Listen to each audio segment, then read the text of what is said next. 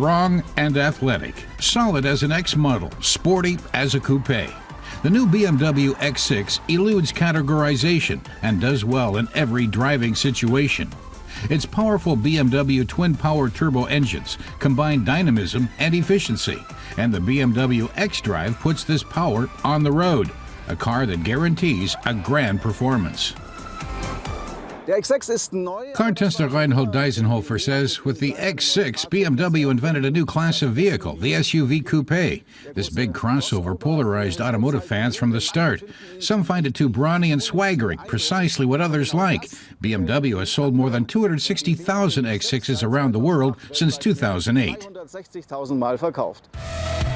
Broad, muscular, dynamic. Its front expresses resolution. Mighty air intakes hint at the power behind them.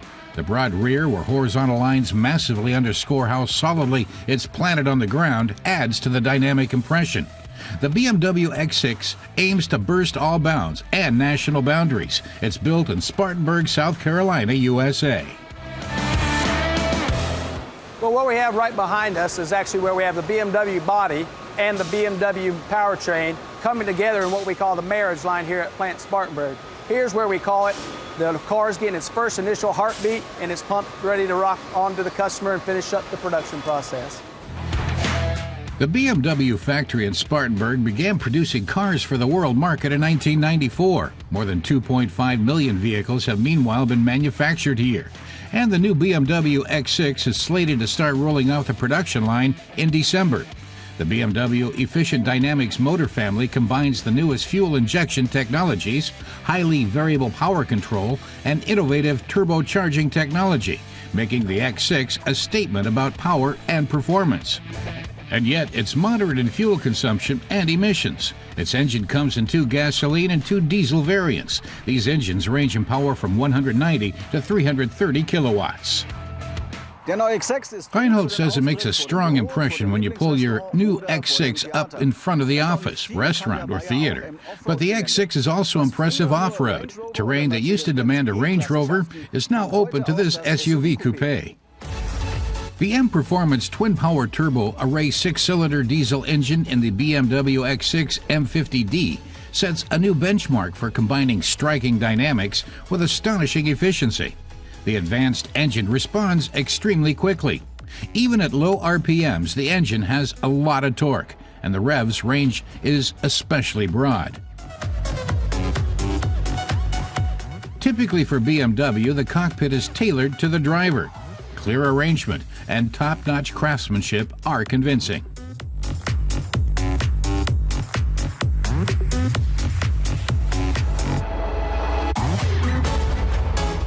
The 8-speed Steptronic Sport transmission adapts to the driver's individual driving style, ranging from comfortable cruising to highly dynamic sportiness, all at the press of a button.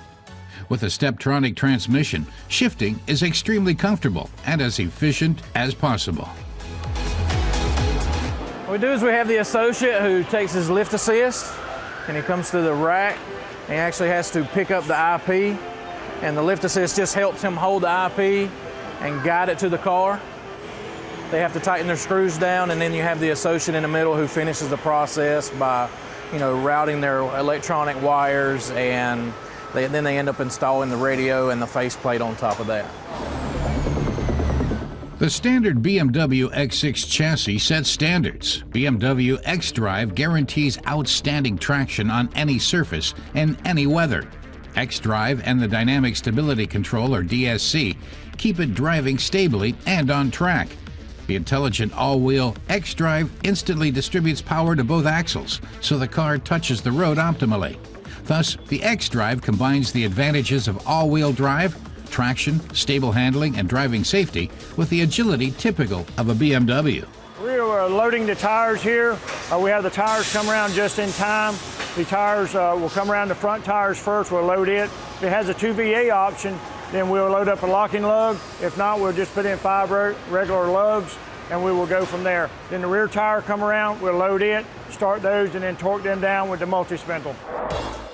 In the BMW X6 M50D, the engine, the chassis technology, and the design work seamlessly together with impressive dynamics, comfort, and practicality.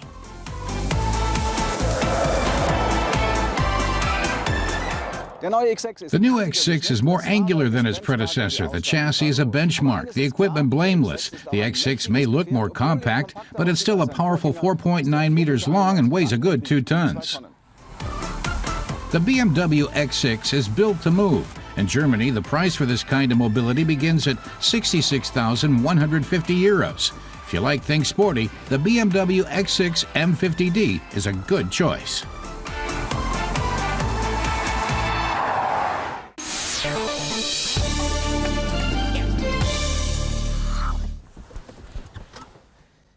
Car tester Matas Kurat explains that the Volvo V60 plug-in hybrid has a range of 50 kilometers, so the driver should recharge the battery at every opportunity. Fortunately, it has the necessary cable in the trunk.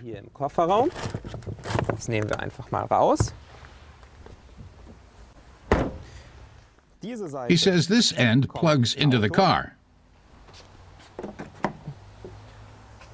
and the other goes into the outlet. Sounds simple, but the cable is fitted with a special plug. If it isn't compatible, all the driver can do is get out a cable reel and hope for the best. But this particular Volvo V60 plug-in hybrid is already fully charged, so the test drive can begin. When driving on its diesel engine, it puts out 208 kilowatts, with fuel consumption rated at 1.8 liters. Running on electric power, it can cover 50 kilometers free of emissions. Running on both, it can go 900 kilometers without refueling. It accelerates from 0 to 100 kilometers per hour in 6.1 seconds. Just sitting in it, Matas can hardly tell any difference between the plug-in hybrid and a standard V60, except that the combination instrument cluster includes a battery level indicator alongside the fuel gauge and an indicator for whether the car is running on electricity or diesel. And down on the console are 3 buttons for pure, hybrid, and power drive modes. The power mode, as the name implies, relies more on the diesel engine, giving the car more power.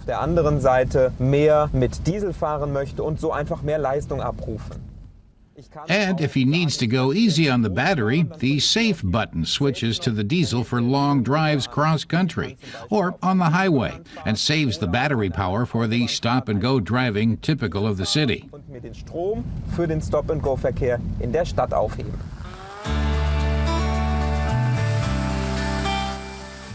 It's hard to tell any difference between the plug-in hybrid and a standard V60 from the outside as well. The sporty look of the 5-door station wagon is brought out even more by the R-Design dynamic attributes. Chromed emblems identify the plug-in hybrid as such. The trunk offers just 304 liters of volume, partly because of the space taken by the recharging cable stowed under a panel inside. The hybrid diesel's interior has been kept in the traditional Volvo style. A digital instrument cluster is standard in the V60 D6 AWD.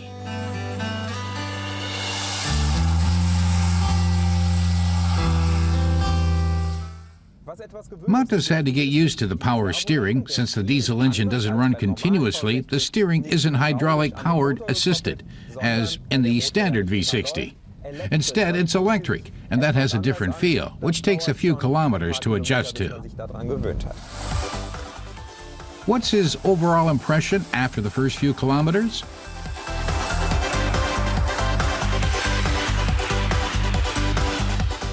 Matas says, unfortunately, the Volvo V60 plug-in hybrid isn't as fuel efficient as the 1.8 liters per 100 kilometers the carmaker claims for it.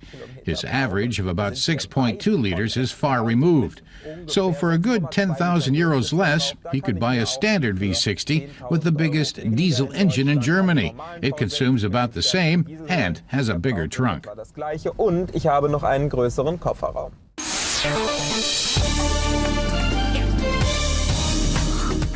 The second generation of the Mercedes-Benz B-Class will be hitting showroom floors across Europe in late November. Over 380,000 units have been sold worldwide since it was launched in 2011. Both interior and exterior have been revamped. A broad radiator shield and daytime running lights integrated into the headlights give the new B-Class a more dynamic look. Electric drive and natural gas drive are available. These days, the automotive industry is all about saving fuel and limiting emissions. Porsche is no exception, putting out an SE hybrid version of its best-selling Cayenne with consumption rated at 3.4 liters per 100 kilometers.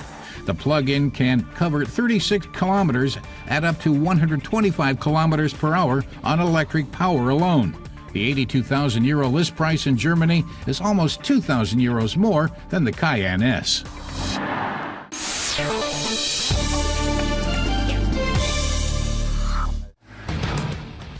This light green 224 kilowatt Ford Focus RS belongs to Dennis.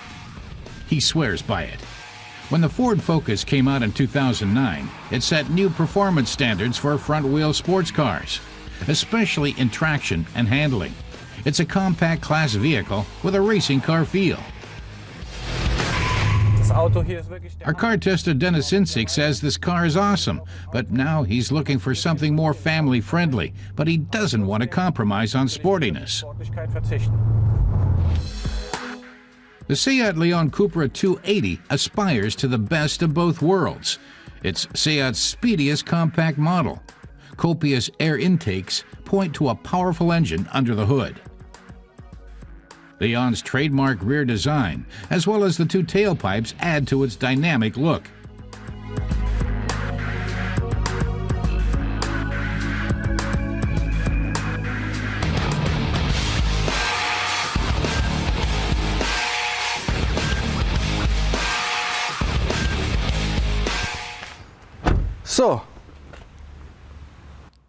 Dennis says it doesn't appear that sporty at first glance.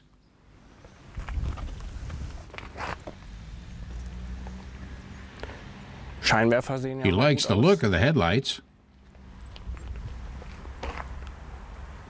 and notes the wide tires. He notices the rear end is narrower. The exhaust and matching diffuser lended a degree of sportiness. Dennis is excited.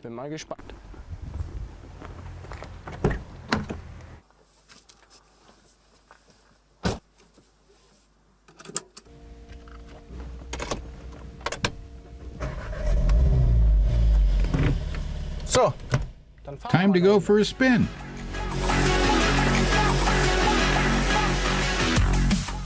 You can sense the Cupra's sporting lineage right away. Cupra stands for Cup Racing. A modified Cupra is among the fastest front-wheel drives ever to take the Nürburgring's legendary Nordschleife track. A limited slip differential improves on-road performance. The Cupra offers a range of driving modes.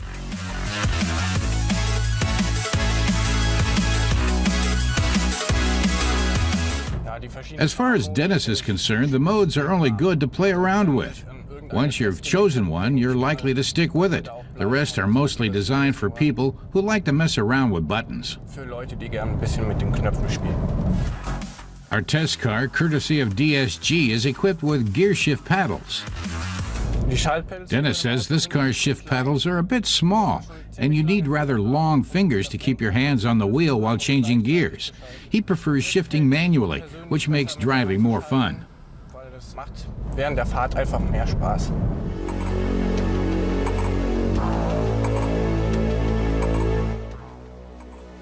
The two round instruments and three-spoke steering wheel with embossed logo give the Cupra's interior a sports car feel, as do the seats. Dennis thinks the cockpit design is visually appealing and uncluttered, despite being a little heavy on plastic. So how does driving the Cupra compare to the Focus RS? Dennis says the engine can't quite compete, but concedes that it falls only marginally short on performance and sportiness. A top speed of 250 kilometers an hour is pretty standard for a car like the Cupra. It moves from 0 to 100 kilometers an hour in 5.7 seconds. Its 206 kilowatts of power is almost 20 less than Dennis's Focus puts out. Theoretically, it should perform better on the road.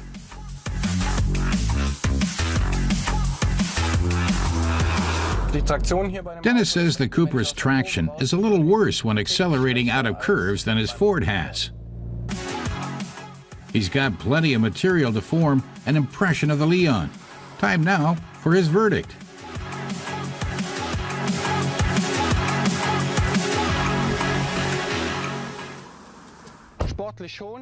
It's sporty, he decides, but it's not a real alternative to the Ford.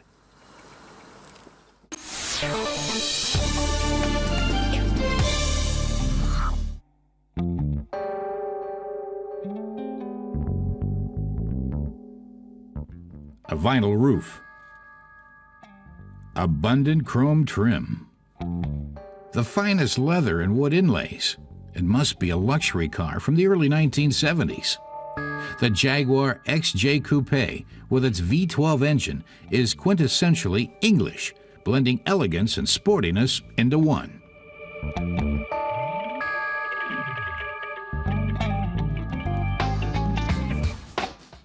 At the 1973 London Motor Show, the British luxury brand rolled out a four-seat coupe version of the XJ it launched 5 years before. The series' familiar straight-six engine was standard, with a V12 as a glorious option.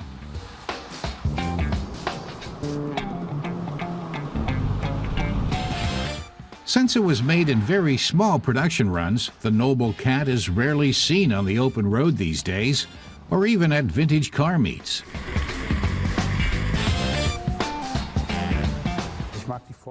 Jens Seltrich of Hamburg's Garage 11 dealership appreciates the sleek lines of the older car and the 12-cylinder engine's interaction with the automatic transmission.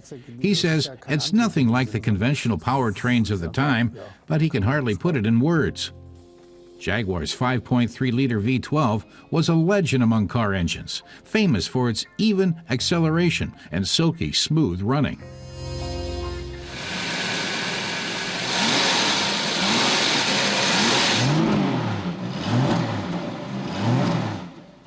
But among mechanics, the car was more infamous. Jens Seltrich says the engine compartment looks more like a snake pit. He's got no problem with the engine itself. It can run dependently for some 200,000 kilometers without an overhaul. But he doesn't like disassembling the entire intake duct just to fix the air conditioning. Maintenance is very time-consuming, even if parts are relatively easy to find. But otherwise, he says, the car is nothing to fear. Jaguar unveiled the XJ Coupe in 1973, but it didn't appear in showrooms until 2 years later. It targeted the individualist, who could dispense with 4 doors in favor of 2, but not with the luxury of the Jaguar sedan it was based on.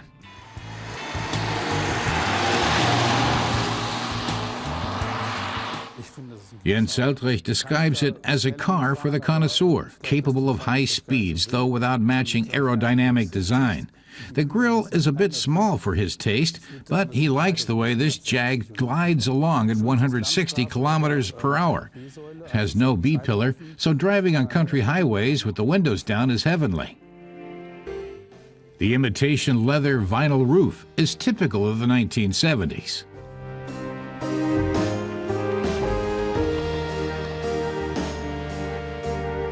And having 2 fuel tank filler necks near the rear windshield is typical of Jaguar.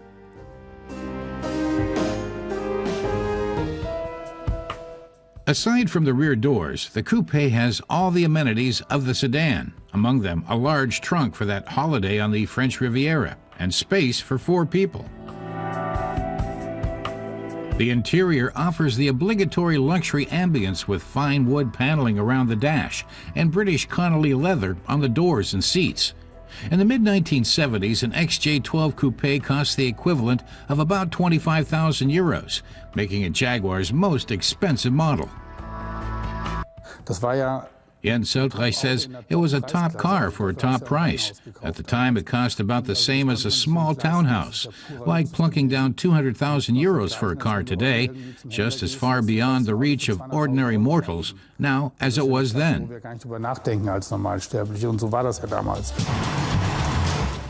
Parts are available for the XJ, but it may take some intensive searching to find a 12-cylinder coupe in good condition. and it could easily cost the same 25,000 euros it did new. Jens Uthrecht explains that prices for the XJ Coupe are climbing, and they're much higher than for a sedan from the time. Very few specimens are left. The body, the last to be designed by Sir William Lyons, and the powertrain are quite unique. All this makes for a car's attraction. The launch of the new generation Jaguar Coupe, the 2x2 XJS in 1975, spelled the demise of the XJ Coupe.